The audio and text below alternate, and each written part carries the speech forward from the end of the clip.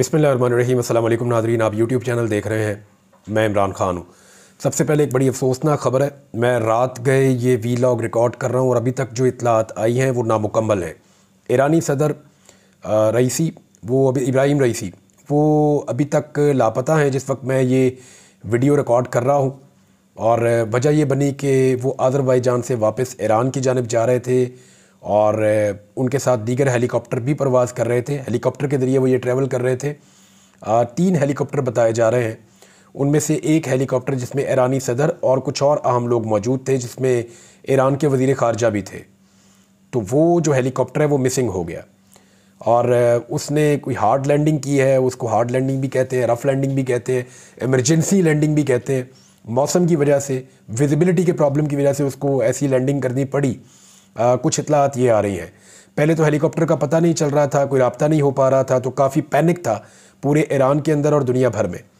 और उसके बाद जो है वो कम से कम ये डिटेक्ट हो गया कि हेलीकॉप्टर कहाँ मौजूद है। हेलीकॉप्टर जो है वो ढूंढ लिया गया है, ये पता चल गया है और बहुत सारी टीमें रवाना कर दी गई हैं। 14 टीमें ईरान ने भेजी हैं, उसके अलावा तुर्की ने फौरी तौर पर एक टीम रवाना की है। कुछ और ममालिक भी इसके अंदर हिस्सा लेने के लिए अपनी पेशकश कर चुके हैं और ईरानी सदर को बाहिफाजत ढूंढने का काम इस वक्त जारी है। देखिए, ईरानी सदर वो शख्सियत है इस खत्ते की उन शख्सियात में से एक है जिनकी सिक्योरिटी के बड़े सीरियस कंसर्न्स और इश्यूज़ हैं।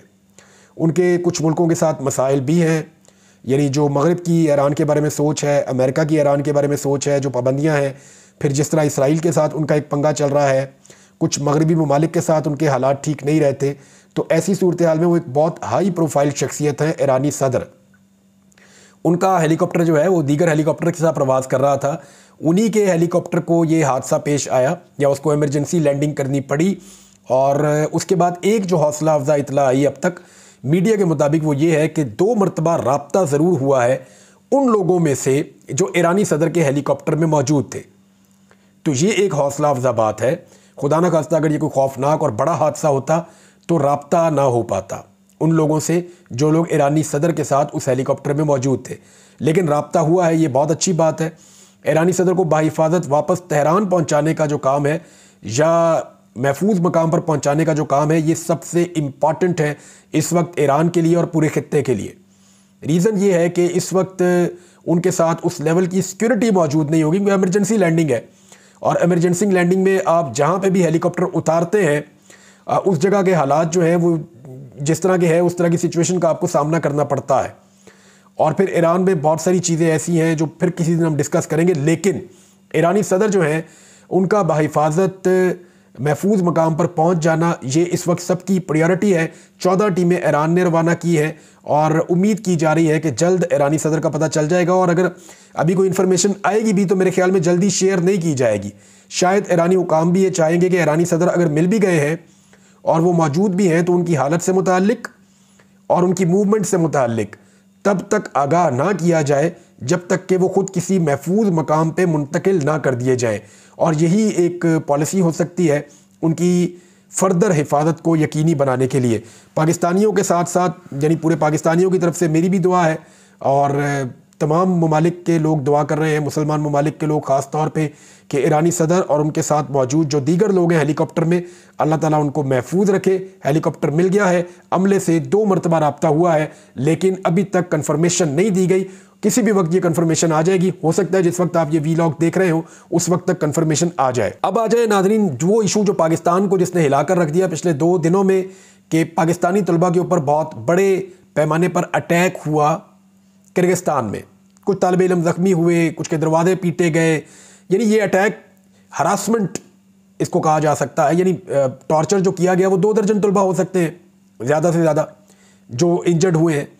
कुछ इससे ज़्यादा भी हो सकते हैं, कुछ इससे कम भी हो सकते हैं। कुछ ज़्यादा इंजर्ड हुए हैं, कुछ कम हुए हैं। अल्लाह का शुक्र है कि कोई हमारा तालिब इल्म शहीद नहीं हुआ।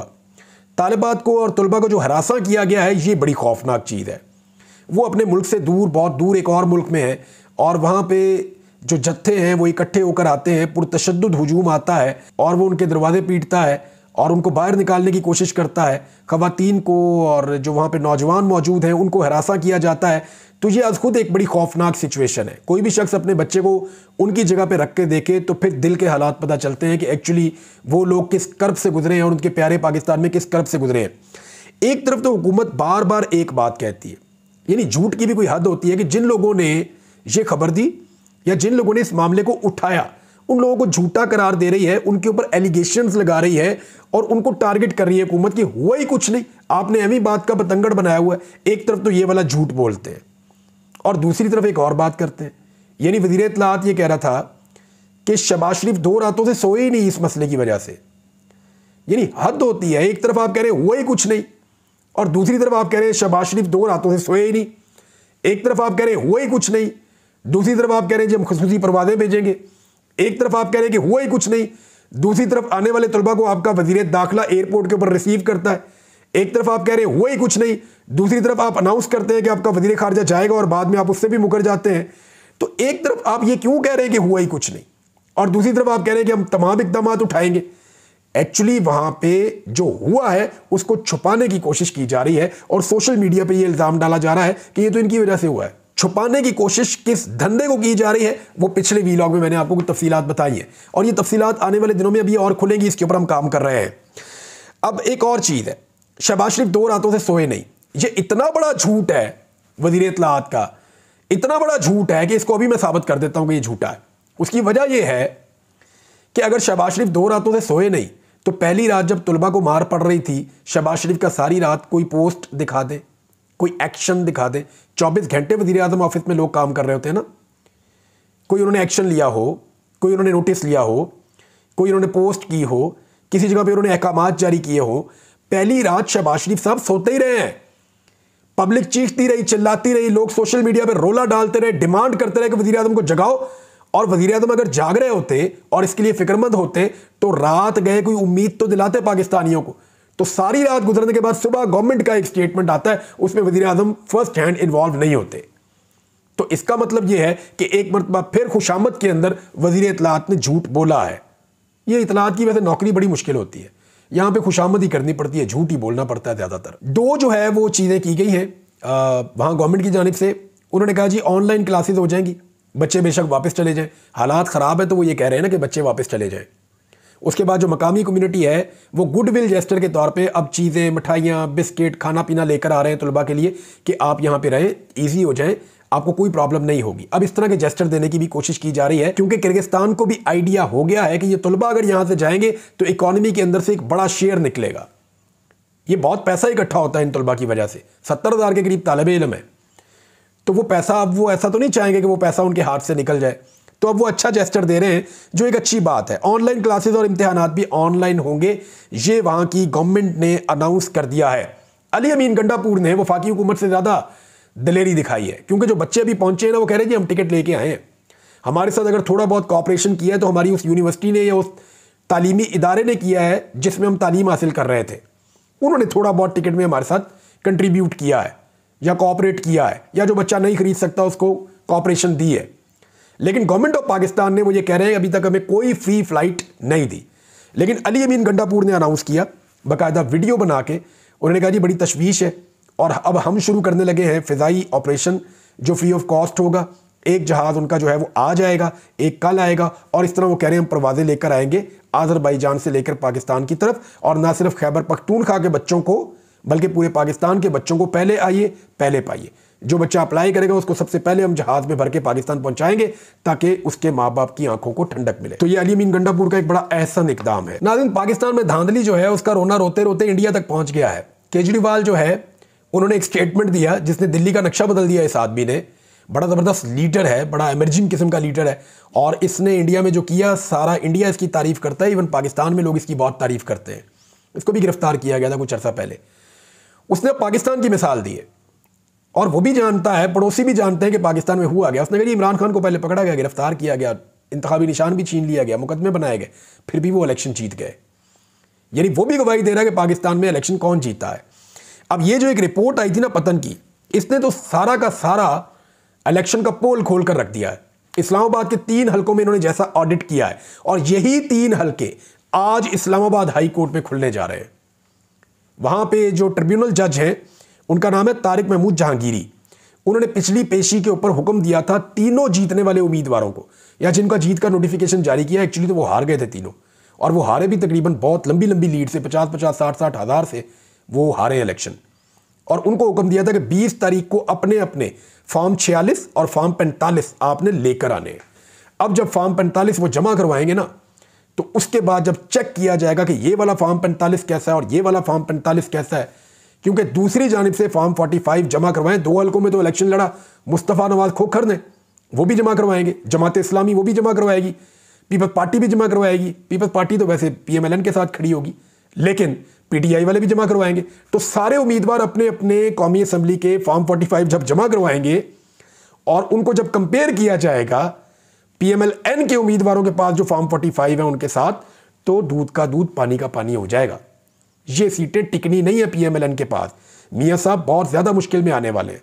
नवाज शरीफ के लिए ज़्यादा बेहतर यह है कि इससे पहले कि उनकी हुकूमत मेजॉरिटी खोने के बाद गिर जाए और उनको मुंह की खानी पड़े, फिर नया इलेक्शन में जाना पड़े, वो अपनी हुकूमत को खुद गिरा दें। अक्लमंदी इसी में, और दोबारा पाकिस्तान को इलेक्शन में ले जाएं, शायद उनकी मुस्तकबिल में सियासत बच जाए। लेकिन अगर वो बाज ना आए और इसी तरह वो एक मोरे के तौर पे काम करते रहे, तो मियां नवाज शरीफ साहब याद रखें कि सियासत उनकी नहीं, उनकी आने वाली नस्लों की भी खत्म हो जाएगी। 4 चैलेंज मियां नवाज शरीफ साहब को मिल गए जब से उन्होंने एक स्टेटमेंट दिया है। इतना बुरा वक्त चल रहा है नवाज शरीफ का। डील करने के बाद ना, बंदा जब से डीलर बनता है ना, तो डीलर बनने के बाद बंदे के बुरे ही हालात चल रहे होते हैं।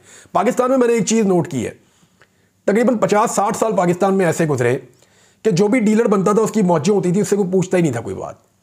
लेकिन अब सोशल मीडिया का एक ऐसा फिनोमिना है और पाकिस्तान की यूथ को इतनी अवेयरनेस आ गई है कि जो बंदा भी डीलर बनता है ना, उसका जीना हराम हो जाता है इस मुल्क में। 4 चैलेंजेस आ गए। मियां साहब ने एक इल्ज़ाम लगाया साकिब निसार साहब पे। उन्होंने कहा जी मैं चैलेंज करता हूं, निकालो ऑडियो लेकर आओ, मैं बताता हूं आपको। साकिब निसार ने चैलेंज कर दिया कि नवाज शरीफ साहब लेकर आए ऑडियो। कहां पे मैंने कहा है कि इमरान खान को जो है वो जितवाना है, लेकर आना है, और नवाज शरीफ को और मरियम को अंदर रखना है? लेकर आओ ऑडियो, अब साबित करो, लाओ और साबित करो। तो नवाज शरीफ साहब वहां चुप करके बैठ गए, मुंह पे उंगली रख के। दूसरा उनको चैलेंज किया इरफान सिद्दीकी साहब ने। नवाज शरीफ ने कहा मुझे तो इमरान खान ने कहा था कि बनी गाला की सड़क बनाओ। इरफान सिद्दीकी ने कहा इमरान खान ने नहीं कहा था, इमरान खान ने बिल्कुल नहीं कहा था। बल्कि जब नवाज शरीफ वहां से वापस आ रहे थे तो उन्होंने खुद कहा कि ये सड़क टूटी हुई है, इसको बनवा देते हैं। दूसरा झूठ। तीसरा चैलेंज किया जी मदर अब्बास साहब ने। उन्होंने कहा मियां साहब आप खुद नहीं गए थे इमरान खान को मिलने बनी गाला, आपको उस वक्त के आर्मी चीफ ने भेजा था, आप उस वक्त भी एस्टेब्लिशमेंट की गोद में बैठे हुए थे, तो पूरा सच बोले, ये भी बताएं आप। और अब तारुल कादरी साहब भी फाइनली सामने आ गए। तारुल कादरी साहब ने भी चैलेंज कर दिया, क्योंकि नवाज शरीफ साहब ने कहा कि तारुल कादरी साहब लंदन में थे, वहां पे उस वक्त के ISI के चीफ गए और इन लोगों ने कोई खिचड़ी पकाई और लंदन प्लान बना। उन्होंने कहा जी साबित करें अब आप। तारुल कादरी साहब भी पीछे पड़ गए। मुझे तो ऐसा लगता है कि मरियम नवाज जो कानून बना रही है ना, ये जो टिकटॉकरे जो वहां पे कानून तैयार कर रही है मरियम नवाज की गवर्नमेंट पंजाब के अंदर, जिसको डेफेमेशन का लॉ कहते हैं, कि जनाब फटाफट फैसला हो जाएगा, फटाफट केस लगेगा और 3 पेशियों के अंदर फैसला हो जाएगा और फिर जुर्माना देना पड़ेगा। नवाज शरीफ को बहुत जुर्माना देना पड़ेगा जितना झूठ वो बोलते हैं। एक उनको जुर्माना देना पड़ेगा साकिब निसार को ऑडियो वाले मामले पे, एक उनको जुर्माना देना पड़ेगा इरफान सिद्दीकी को, एक उनको तारुल कादरी को भी जुर्माना देना पड़ेगा कि तारुल कादरी के खिलाफ अब वो साबित करें कि लंदन प्लान हुआ था और किस तरह हुआ था। तो मियां नवाज शरीफ साहब तो अपने ही किए में बार बार फंस जाते हैं। एक और चीज़ है, किसानों का जो लगातार नुकसान है उससे ये हुकूमत बाज नहीं आ रही। खैबर पख्तूनख्वा की हुकूमत जो गंदम खरीद रही थी उसका भी रास्ता बंद कर दिया। यानी पहले पंजाब के किसानों को मारा ऐसे कि बाहर से गंदम इंपोर्ट कर ली कि जी किसानों से हमने नहीं लेनी। किसानों को एक रेट दिया, कहा जी हम आपसे खरीदेंगे, किसान रख के बैठ गए, कहते अब नहीं लेंगे। अच्छा किसान ने तो बेचनी है बेचारे ने गंदम, वो जब मार्केट में बेचने जाता है, मार्केट में जो आड़ती है उसको पता है कि ये फंसा हुआ है, वो उसको 3900 रुपया देता नहीं है, उसको 3000 रुपये में लेता है एवरेज।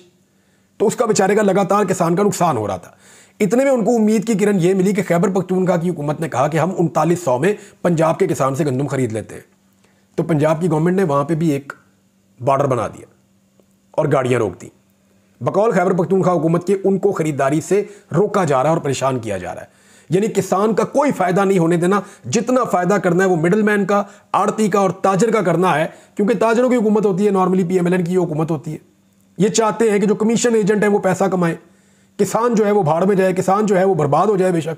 और उसी पॉलिसी के ऊपर इनके बड़े चलते थे, उसी पॉलिसी के ऊपर मरियम नवाज की गवर्नमेंट चल रही है। नाज़रीन, पहले इमरान खान की तस्वीरें आई थी तो बड़ी थरथली मच गई थी, पाकिस्तान के अंदर बड़ा रोला पड़ गया था, इंक्वायरियाँ शुरू हो गई थी। अब एक क्लिप भी जो है वो मार्केट में गर्दिश कर रहा है, छोटा सा बिल्कुल चंद सेकंड का, और वो भी वायरल हो रहा है। पता नहीं किसी ने उसको बना लिया है या वो उस वक्त जेनवन बना था, लेकिन जो भी है एक मज़ेदार डेवलपमेंट है और उसके बाद सारा निज़ाम जो है वो सर पकड़ के बैठा हुआ है।